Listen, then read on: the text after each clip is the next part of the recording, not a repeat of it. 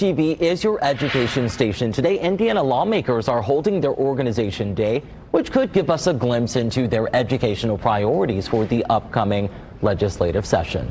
This morning, we have Alexandra Appleton from Chalkbeat, Indiana, joining us via Zoom. She has been covering some of the challenges Indiana schools may face in the near future. Alexandra, good morning to you.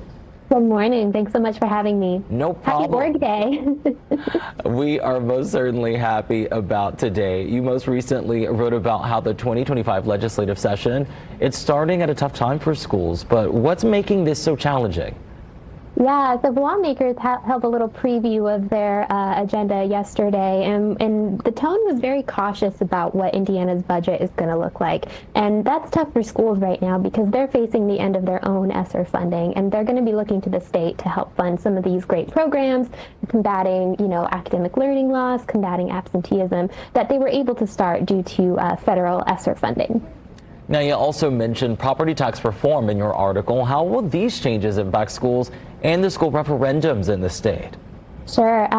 Property tax reform is a big point for Governor-elect Mike Braun, but it didn't seem like the Republican leaders and Democratic leaders yesterday were fully on board with the plan to it would cap property tax bill that would change the language of the referendums. And very critically for schools, it would restrict property tax referendums to general election years. That's a bill that they passed through the House earlier this year, but it didn't quite make it through.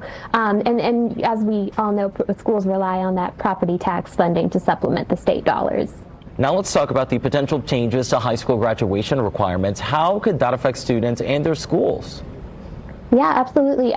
Students are going to be looking at potentially having to do a workforce opportunity in order to get some of these top tier diploma seals.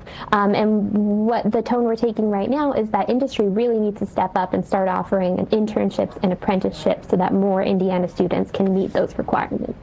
My final thought for you, the Democratic Party is pushing for a universal preschool program.